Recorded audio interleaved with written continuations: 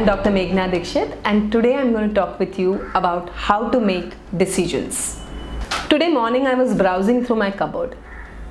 What shall I wear? This color or that color? Deliberating so much because I was shooting for this video. Maybe it's clothes for me. For some people it could be food. You go to a restaurant, you see the menu full of lovely dishes, and you still are very health conscious and you feel, oh, I must eat that salad, but that fried dish looks very, very tempting. What do? These are such small decisions. Every moment we are going through them. Now, some of you may feel these are silly, mundane decisions, but imagine every day we are spending so much energy and time on these decisions. So then what about the bigger decisions? Some of you may want to say no to somebody, but you're deliberating how to say it. Will I look good or will I look rude? Will somebody judge me or will that person feel bad? Maybe you want to have a conversation, a deep conversation or an uncomfortable conversation with your really loved one. And you're thinking, when shall I start the conversation? Is this the right time? Shall I do it over the phone or shall I just chat? I should do it in person. And if it is in person, should it be one-on-one or should it be in the presence of the family or other people? So many questions arise in our mind with that one decision to make. So how can we manage this decision making more effectively? 3 rules.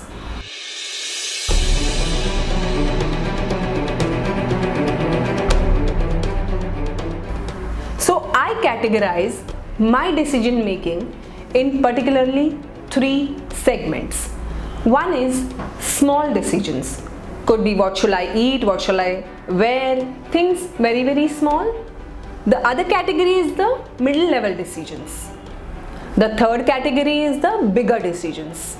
Now the small decisions can be made in a very simple way. Like probably I make a decision that I'm going to have egg for the breakfast, or maybe I will just have salad and soup for the dinner. The decision is made. It's a habit. Just make a habit for something. Maybe give colors to your days and according to those colors, just pick up those clothes. You will save a lot of time and energy which is dragging on these small decisions. You can save it to utilize it for the middle level and the bigger decisions.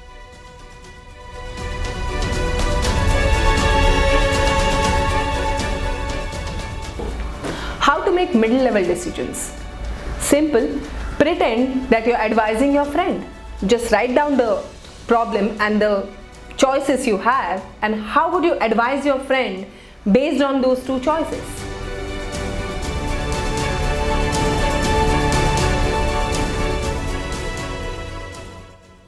Now some of you may wonder, what would you do with those bigger decisions?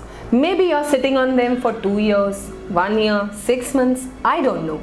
But sometimes we sit on the decisions that we want to take, but we just prolong it because there are too many choices, and probably those choices are very, very attractive and they have different attractions. So when you weigh it like pro and cons, maybe you don't know which is going in the right direction.